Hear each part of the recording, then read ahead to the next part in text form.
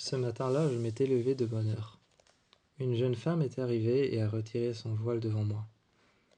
Cette jeune femme qui a retiré son voile devant moi est arrivée avec quelque chose en main. Elle avait un sac en main et elle m'a regardé. Elle a déposé son sac sur une table.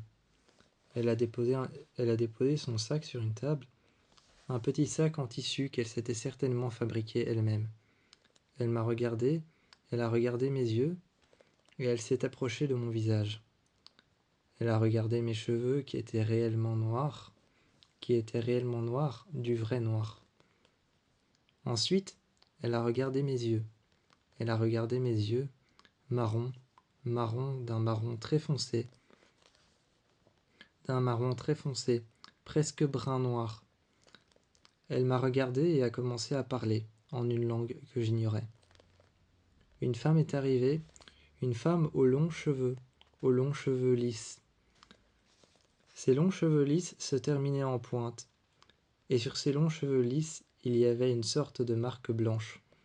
Au bout de ces longs cheveux lisses qui se terminaient en pointe, il y avait une marque blanche et une marque jaune, une marque rouge, et ça montait en dégradé. Ça montait en dégradé de couleurs un peu plus vives. Cette marque blanche terminait ses cheveux qui étaient coupés en pointe, comme un triangle, juste au bout de ses cheveux. Juste au bout de ses cheveux, tout était blanc, et puis il y avait des marques dans ses cheveux qui avaient été mises. De la peinture, certainement. Certainement qu'elle avait trempé ses cheveux dans un seau. C'est ce qu'elle nous expliquait. Elle nous expliquait que les femmes qui ont été bénies par les dieux, ou alors qui ont été bénies par les divinités, trempent ses cheveux dans l'eau. Ensuite, un homme vient derrière elles, leur met la tête en arrière, et cet homme leur dessine un rond, un cercle. Elle leur dessine un cercle blanc sur les cheveux, et leurs cheveux qui sont coupés en pointe sont alors eux-mêmes dessinés d'une trace blanche, d'une trace un peu plus jaune et d'une trace un peu plus rouge. Cette trace un peu plus rouge et cette trace juste en dessous, un peu plus rouge orangé, veut dire qu'elles sont des femmes qui ont été marquées par la main de leur Dieu, marquées par la main des divinités. Ces femmes ont le pouvoir de réclamer des choses à certaines personnes ou alors d'en offrir. Quand elle m'a vu moi avec mes cheveux qui étaient noirs, un vrai noir, un noir naturel, elle m'a regardé et elle est venue à côté de cette femme. À côté de cette femme, elle m'a traduit en français. En français, elle m'a traduit que cette femme disait que mon noir naturel et mes cheveux noirs naturels et mes yeux presque noirs, mes bruns foncés, était un signe de divinité. Était un signe de divinité qu'on avait touché, que la main de Dieu ou que la main d'un esprit, un esprit très puissant, avait touché mon dos, avait touché mon dos, avait touché mon visage, que sa main s'était posée sur mon visage, sur moi, que j'avais été touché par les esprits. Ensuite, j'ai réveillé tout de suite après Vren. J'ai réveillé Vren et je lui ai dit que mon fiancé avait aussi un physique atypique. Quand j'ai réveillé Vren, il s'est réveillé. Et là, je lui ai dit de s'habiller. Je lui ai lancé un t-shirt, je lui ai lancé un sweat et je lui ai mis un jeans qu'il a tout de suite enfilé. Quand je lui ai mis un jeans qu'il a tout de suite enfilé, un jeans noir correspondant à la couleur de ses cheveux, il l'a enfilé, je lui ai donné une ceinture, il l'a mise, et je lui avais aussi donné un t-shirt noir avec une barre blanche, une barre blanche qui était au niveau de ses pecs, et deux autres barres blanches qui étaient au niveau juste des manches courtes de son t-shirt. Il a mis un sweat blanc et il est arrivé. Quand il est arrivé devant cette femme a aussi regardé ses cheveux qui étaient couverts de ces petites fleurs blanches, qui tombaient des arbres, et ses cheveux qui étaient complètement noirs. La jeune femme a retiré chaque fleur qui tombait de ses arbres et a regardé ses cheveux qui étaient noirs. Elle a regardé ses yeux, son visage, la couleur de sa peau qui était une peau de couleur caucasienne, et ensuite à regarder ses yeux bleus, bleu glacial, presque blanc. Elle l'a regardé un instant et a dit qu'un mauvais esprit l'avait touché. Quand on leur a dit où est-ce qu'ils habitaient,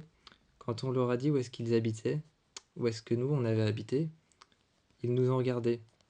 On leur a dit alors qu'on habitait près de Salem, qu'on habitait à la Nouvelle-Orléans, que c'est là-bas qu'on avait habité, à la Nouvelle-Orléans près de Salem. Quand on leur a dit que eux ils habitaient ici, dans un endroit où le monde des esprits est omniprésent, et qu'on ne s'attendait pas à ça, que moi j'avais été touché par la main des dieux, et que lui avait été touché par un mauvais esprit. Ils nous ont proposé un voyage sur la rivière Boa. Quand ils nous ont proposé un voyage sur la rivière Boa, on y est allés tous les deux.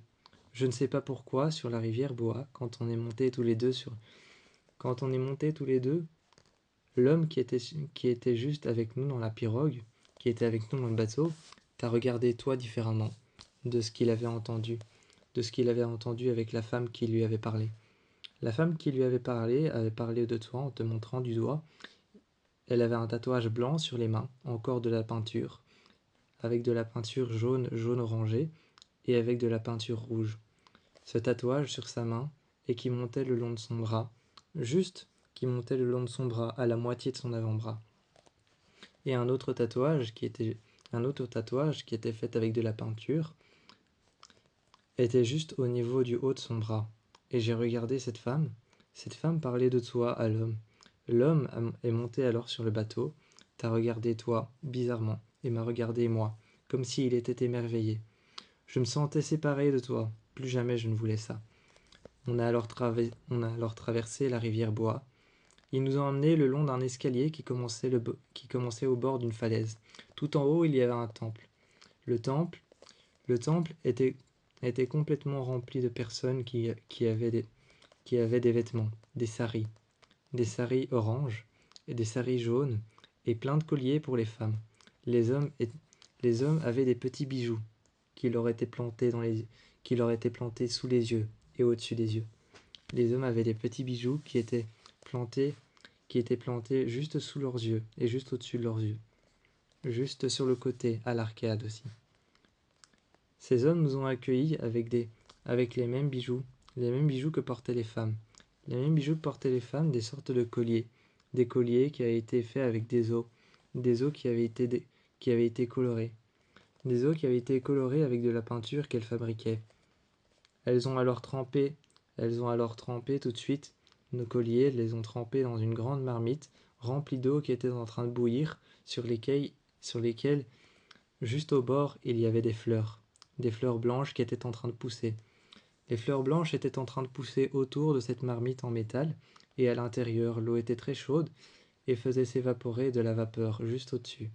Les fleurs qui adhéraient fort à ça, avaient des pétales très écartés les unes des autres. Des pistils, trois pistils qui étaient jaunes, orangés, et à l'intérieur un petit peu rougeâtre et noir. Elles ont pris alors une des fleurs et nous ont demandé de boire dedans, de boire ce qu'il y avait sur les pétales, et de manger les pétales. On a mangé les pétales et elles nous ont invités. Elles nous ont montré une chambre et les lits étaient au sol. De loin, on pouvait voir les montagnes. Et la rivière Boa. Il y avait encore des gens dessus. Quand on est arrivé, on avait été bénis. Les femmes sont arrivées. Ils nous ont dit qu'on avait été touchés par la main d'un dieu. Elles t'ont expliqué quel était ton dieu et quel était l'esprit malin qui t'avait touché toi. Quand on a vu ça et quel était l'esprit malin qui t'avait touché toi, je me suis mis près de toi le soir. J'ai éteint la lanterne qu'il nous avait donnée et j'ai dit plus jamais ça. Je veux plus jamais être séparé de toi. Je veux plus jamais qu'on dise du mal de toi, même si c'est du monde des esprits. Et je suis resté contre toi toute la nuit, en disant plus jamais séparé, et en tenant ma main juste au bord du bas de mon ventre. Au bord du bas de ton ventre et au bord du bas de mon ventre, je me suis mis face à face contre toi, j'ai tenu ta main et j'ai dit plus jamais séparé. J'ai déposé mes lèvres sur les tiennes et je t'ai embrassé. J'arrivais à sentir la douceur de tes lèvres et la douceur de ton visage contre le mien, en te disant plus jamais ça, plus jamais séparé, même pour le monde des esprits et des dieux.